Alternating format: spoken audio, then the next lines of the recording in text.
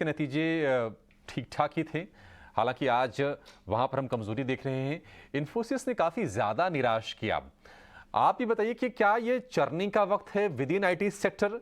क्या टीसीएस की तरफ मूव करना चाहिए, या फिर अब जो नतीजे आने वाले हैं विप्रो के, सीएलटेक के, माइंडट्री के, साइंट के, इन कंपनीज के, जाहिर तौर पर इंडिकेशंस तो आ गए इन्फोसिस से, टीसीएस से भी कुछ अच्छे संकेत, उतने ज्यादा बढ़िया संकेत नहीं थे। तो क्या पूरे आईटी बास्केट से ही निकल जाएं इस वक्त और कुछ बढ़िया अपॉर्चुनिटीज खोजें फार्मा या फिर एफएमसीजी या फिर कुछ सिलेक्टिव ऑटो में? है ये जो नतीजे आए हैं ये कंपनी स्पेसिफिक बिल्कुल नहीं देखना चाहिए। पूरे क्षेत्र के ही लिए प्रबल चल रहा है। पूरे क्षेत्र का जो मैक्रो एनवायरनमेंट है वो डिस्टर्ब हो गया है। पॉजिटिव एनवायरनमेंट 2020 के बाद हमने देखा जितने भी आईटी कंपनी थी सबने एक तरह से जमाखोरी कर ली थी एम्प्लॉइज के लिए। अभी वही कंपनियां हैं जो देख रही हैं कि वातावरण अच्छा नहीं है, एम्प्लॉय को निकालने की बात कर रही हैं, उनकी यूटिलाइजेशन रेट बढ़ाने की बात कर रही हैं, बिलिंग रेट में प्रॉब्लम हो रहा है। तो ये जो प्रॉब्लम है ये पूरे आईटी क्षेत्र के लिए मुझे लगता है छोटी मझोली कंपनियां जो कि वहाँ की छोटी कंपनियों के साथ काम करती हैं, तो उनके लिए बिज़नेस कर पाना और मुश्किल रहेगा। तो आईटी क्षेत्र की तरफ हमारा जो व्यू है वो बिल्कुल नेगेटिव है। सेक्टर बिल्कुल अंडर परफॉर्म करेगा 2022 की तरह 2023 में भी। ध्यान देने वाली बात है कि ये सेक्टर ने अंडर परफॉर्मेंस नवंबर 21 के बाद ही शुरू कर दिया था जब ब्याज दर बढ़ने की बात हुई थी। मुझे लगता है इस क्षेत्र से निकल के जो सेक्टर ओवरवेट लग रहे हैं इस साल के लिए वो प्राइवेट सेक्टर बैंक्स लग रहे हैं, कैपिटल गुड्स लग रहे हैं, इंफ्रास्ट्रक्चर कंपनियां बहुत अच्छी लगती हैं। इसके अलावा होटल के स्टॉक्स थोड़े अच्छे लगते हैं। तो ये कुछ क्षेत्र हैं जहां पर आप मुझे लगता है कि पैसा बन सकता है और खासा बात ये है कि पावर क्षेत्र भी यहाँ पर बहुत अच्छा लग रहा है, खासकर इसमें डिविडेंड यील्ड भी अच्छी होती है।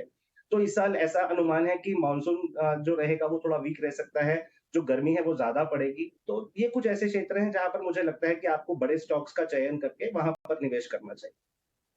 ठीक है, तो आईटी से मुंह आप त्याग दीजिए, बिल्कुल ये वो समय है। और बैंक, प्राइवेट बैंक खास तौर से कैपिटल गुड्स, कंस्ट्रक्शन, ये कुछ ऐसे सेक्टर हैं जहां पर आपके लिए अच्छे मौके बन सकते हैं। ये सलाह है सौरभ जी की। जैसा कि हम बात कर रहे थे कि निफ्टी आईटी में आज भारी गिरावट है। इन्फोसिस 11% टूटा हुआ है नतीजे आने के बाद, लेकिन उसके पहले टीसीएस के भी नतीजे आए थे। एक बार इन्फोसिस के नतीजों को और ज्यादा विस्तार में समझ लेते हैं और उसको टीसीएस के साथ अगर कंपेयर करेंगे तो नंबर्स कैसे रहे हैं।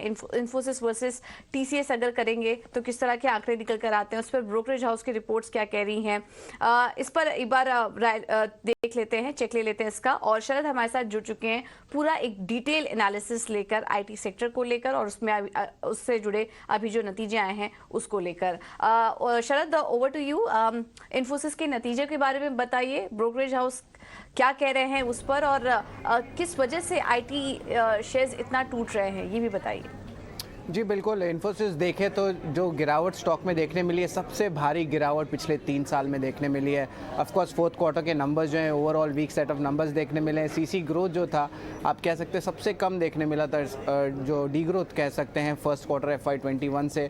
जो FY23 की गाइडेंस है वो भी मिस हो गई है। लगभग 15.4% का ग्रोथ आया, जो अनुमान था 16 से लेकर 16.5% का था। इसके अलावा जो आगे जाते हुए वित्त साल 2024 का गाइडेंस की बात करें तो बहुत वीक देखने मिली है। स्ट्रीट एस्टिमेट करिए सिर्फ 4 से लेकर 7% तक का रेवेन्यू ग्रोथ, और अगर कामकाजी मुनाफे के बारे में बात करें तो लगभग 20 से लेकर 22% का है। मैनेजमेंट की कमेंट्री ने जो है ये एक कॉशियस अप्रोच रखा है।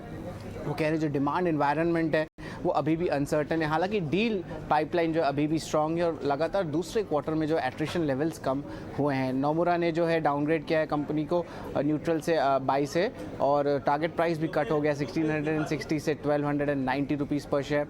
क्रेडिट स्विस भी यहाँ पे भी डाउनग्रेड किए हैं स्टॉक को, जो टारगेट प्राइस है वो घट गया है 1760 से 1240 रुपीज़ तक। और जेफरीज के बारे में बात करें तो हालांकि मेंटेन बाई रेटिंग रखे ज़रूर है, लेकिन टारगेट प्राइस घट गया 1770 रुपीज़ से 1570 रुपीज़ तक। तो ओवरऑल आप कह सकते हैं कि टारगेट प्राइस में लगभग 9% का गिरावट आया है। लेकिन सवाल उठता है कि इस लेवल्स में करंटली टेक्निकल लेवल्स में जो है किस लेवल्स पे इन्फोसिस को बाई किया जाए। और हमने जो है एनालिस्ट से और एक्सपर्ट से बात किया, और यहाँ पे कुणाल रामबिया ने जो है एक रेंज दिया है लगभग 1140 से लेकर 1150 रुपये तक। नरेश ने जो है रेंज जो बाइंग प्राइस दिया वो लगभग 1150 रुपये का है, और प्रशांत सावंत ने जो है लगभग 1190 का टारगेट प्राइस दिया है बाइंग लेवल्स के लिए।